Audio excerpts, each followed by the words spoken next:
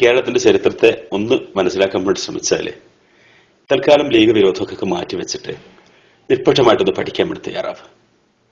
നിങ്ങൾ സത്യവിശ്വാസിയായിരിക്കുമല്ലോ. യാഥാർത്ഥ്യങ്ങൾക്ക് നേരെ മുഖം തിരിഞ്ഞു നിൽക്കുക എന്നുള്ളത് സത്യവിശ്വാസിയുടെ ലക്ഷണമല്ല, അത് മുനാഫിഖിന്റെ ലക്ഷണമാണ്. അപ്പൊ എന്ത് ചെയ്യുക? ഒന്ന് യാഥാർത്ഥ്യത്തെ പഠിക്കാൻ വേണ്ടി ശ്രമിക്കുക. 48-ൽ മുസ്ലിം ലീഗ് ചോരയും നീരും ഒഴുക്കി ഉണ്ടാക്കിയിട്ടുള്ള ഫറൂഖ് കോളേജിന് ശേഷം കേരളത്തിൽ മറ്റൊരു മുസ്ലിം കലാലയം കടന്നു വരാൻ 67 വരെ കാത്തു നിൽക്കേണ്ടി വന്നു കേരളത്തിലെ മുസ്ലിങ്ങൾക്ക്. എന്താ അത്? 48-ൽ ഉണ്ടായിട്ടുള്ള മുസ്ലിം ലീഗ് അധികാരം കൈയാളുന്നത് കമ്മ്യൂണിസ്റ്റ് പാർട്ടിക്കൊപ്പം ചേർന്ന് അധികാരം കൈയാളുന്നത് 67-ലാണ്. അതിനു മുൻപേ നാമമാത്ര അധികാരം എംഎൽഎമാരുമല്ലാതെ കൃത്യമായിട്ട് ഭരണം കൈവശം വന്നിരുന്നില്ല. 67-ലാണ്. 67-ൽ വന്ന മുസ്ലിം ലീഗ് ചെയ്തതെന്നറിയോ? കേരളത്തിൽ അങ്ങോളം ഇങ്ങോളം, പ്രത്യേകിച്ച് മുസ്ലിം ഭൂരിപക്ഷ പ്രദേശമായിട്ടുള്ള മലബാറിൽ ഓടി നടന്ന് LP സ്കൂളുകളും UP സ്കൂളുകളും കൊടുത്തു സമുദായത്തിന്. കുട്ടികളെ പഠിപ്പിക്കാൻ തയ്യാറല്ലാതിരുന്ന മുസ്ലിം രക്ഷിതാക്കൾക്ക് അവർ പറഞ്ഞ കാരണം വെള്ളിയാഴ്ച പള്ളിയിൽ പോകാൻ പറ്റൂല, റമദാനിൽ നോമ്പെടുക്കാൻ പറ്റില്ല, കോയ ഇങ്ങളെ സ്കൂളിൽ പോയാലെന്നാ പറഞ്ഞ്. കോയ സാഹിബ് ചെയ്തെന്നറിയോ? വെള്ളിയാഴ്ചകളില്ലാത്ത, റമദാനിൽ പ്രവർത്തിക്കാത്ത മുസ്ലിം കലണ്ടർ സ്കൂളുകൾ കൊടുത്തു സമുദായത്തിന്. ആൺകുട്ടികൾ വരാൻ തുടങ്ങി,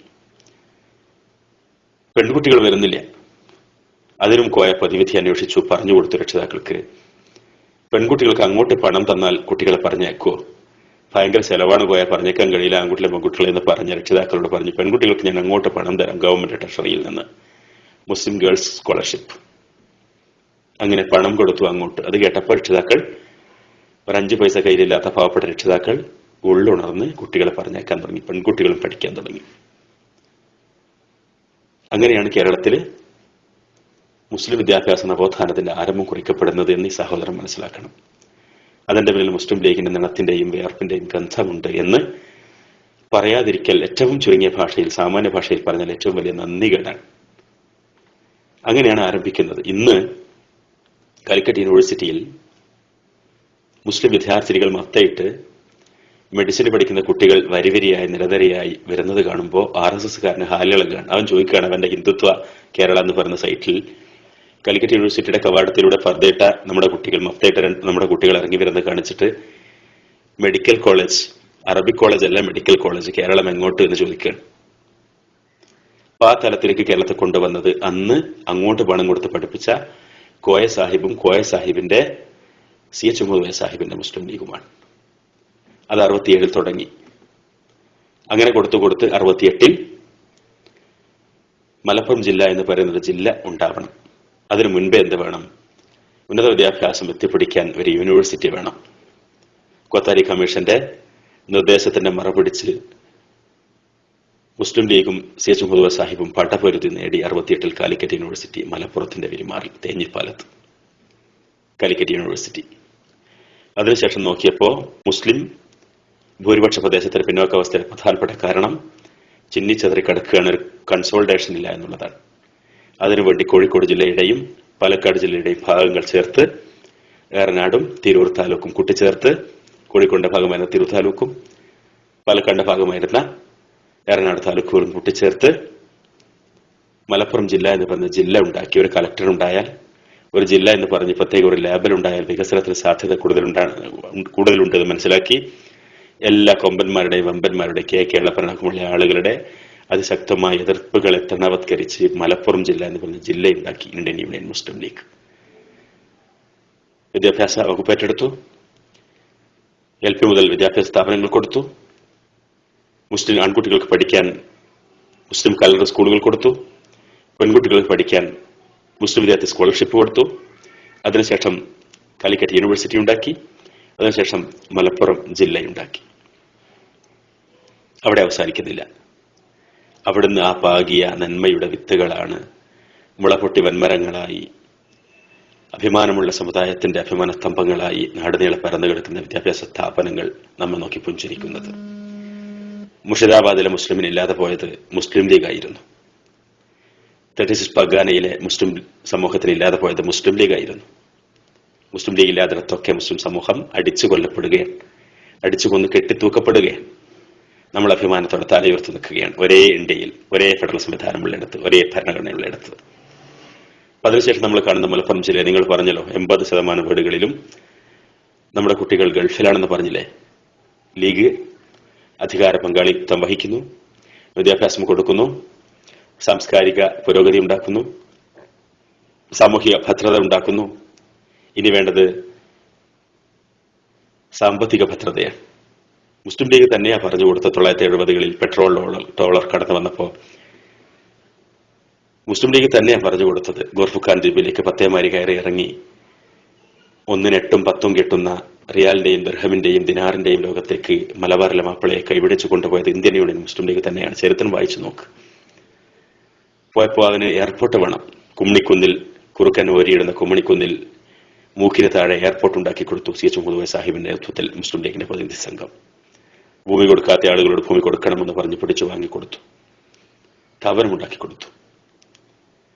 അതിനുശേഷം പാസ്പോർട്ട് കിട്ടുന്നില്ല, മലപ്പുറത്ത് പാസ്പോർട്ട് ഓഫീസ് ഉണ്ടാക്കി കൊടുത്തു. മലബാറിലെ മുഴുവൻ ജില്ലാ ആസ്ഥാനങ്ങളിലും പാസ്പോർട്ട് സേവാ കേന്ദ്രങ്ങൾ ഉണ്ടാക്കി കൊടുത്തു. ECNR ഇമിഗ്രേഷൻ ക്ലിയറൻസ്, അത് ഡിഗ്രി വേണമായിരുന്നു അത് അടിച്ചു കിട്ടാൻ. അത് ആദ്യം പ്രീ ഡിഗ്രിയും +2-ഉം പിന്നെ SSLC-യും ആക്കി കൊടുത്തു. എല്ലായിടങ്ങളിലും പ്രവാസികൾക്ക് അനുകൂലമായിട്ടുള്ള തരംഗം സൃഷ്ടിച്ചു. പ്രവാസത്തിന്റെ പണം ജീവകാരുണ്യ മേഖലയിലേക്ക് വഴിതിരിച്ചു വിട്ട് അള്ളാഹുവിന്റെ സഹായം ലഭിക്കുന്ന രൂപത്തിലേക്ക് കാര്യങ്ങളെ മാറ്റിമറിക്കാൻ ഇന്ത്യൻ യൂണിയൻ മുസ്ലിം ലീഗ് എന്ന് പറയാട്ടിയ പത്താലത്തിനും ഇതിന്റെ പോഷക ഘടകമായിട്ടുള്ള KMCC-ക്കും സാധിച്ചു. ഇങ്ങനെ എടുത്ത് പരിശോധിച്ച് നോക്കുമ്പോൾ ദുബൈയിലുള്ളതുപോലെ സ്പോണ്ടേനിയസ് ആയിട്ട് അവിചാരിതമായി യാദൃച്ഛികമായി എല്ലായിടത്തും ഉണ്ടാകുന്നത് പോലെ ഒട്ടമിരിക്കാനുള്ള വികസനമാണെങ്കിൽ മുസ്ലിങ്ങളിലേക്ക് പാർക്കുന്ന എല്ലായിടങ്ങളിലും ഇതുണ്ടാവണം. എന്തേ മലപ്പുറം ജില്ലയിൽ മാത്രം 80% വീടുകളിൽ നിന്ന് ഗൾഫിലേക്ക് പോകാനുള്ള മാനസികാവസ്ഥയും സുരക്ഷിതത്വ ബോധവും സാംസ്കാരിക സാമൂഹിക ഭദ്രതയും വിദ്യാഭ്യാസ ഭദ്രതയും അങ്ങനെയൊരു സമാധാനവും കേരളത്തിന്റെ മണ്ണ് സൃഷ്ടിച്ചെടുത്തത് ആരാണ്? 3-4 വർഷം ഗൾഫിൽ നിന്ന് അധ്വാനിച്ച് കട്ടപ്പെട്ട് തിരിച്ചു വീഴുമ്പോഴും തങ്ങളുടെ മാനമാരും കവരില്ല, തങ്ങളുടെ കുടുംബത്തെ ആരും ദ്രോഹിക്കില്ല, ചോദിക്കാനും പറയാനും ആരൊക്കെയോ കേരളത്തിന്റെ മണ്ണിൽ നമുക്കുണ്ട് എന്നൊരു ബോധം കേരളത്തിലെ മുസ്ലിം സമൂഹത്തിന്റെ മനസ്സിലുണ്ടാക്കി കൊടുത്തത് ആരാണ്? അത് ജമാഅത്തെ ഇസ്ലാമിക്കാരന്റെ മനസ്സിൽ, സുഡാപ്പിക്കാരന്റെ മനസ്സിൽ, മുജാഹിദുകാരന്റെ മനസ്സിൽ, സുന്നിയുടെ മനസ്സിൽ ആരാണ് അതുണ്ടാക്കി കൊടുത്തത്? ഇന്ത്യൻ യൂണിയൻ മുസ്ലിം ലീഗ്. കമ്മ്യൂണിസ്റ്റ് പാർട്ടി ആയിരുന്നുവെങ്കിൽ ആ സുരക്ഷിത ബോധം ബംഗാളിലെ മുസ്ലിമിന് ഉണ്ടാവേണ്ടതായിരുന്നു. ഇനി കോൺഗ്രസ് ആണെങ്കിൽ ആ സുരക്ഷിത ബോധം ആസാമിലെ മുസ്ലിമിന് ഉണ്ടാകണമായിരുന്നു. മറ്റേതെങ്കിലും പാർട്ടിക്കാരനാണെങ്കിൽ ആ സുരക്ഷിത ബോധം അവർക്കൊക്കെ അധികാരമുള്ള മറ്റെവിടെയെങ്കിലും ഉണ്ടാവണമായിരുന്നു. 90% മുസ്ലിങ്ങളുള്ള കാശ്മീരിൽ മുസ്ലിമിന് അസുരക്ഷിത ബോധമില്ലാതെ പോയത് അവിടുത്തെ മുസ്ലിങ്ങളുടെ സംഘശക്തി തീവ്രവാദത്തിന്റെ പേരിൽ സംഘടിച്ച് ചിന്ന ഭിന്നമായി നിന്നതുകൊണ്ട്.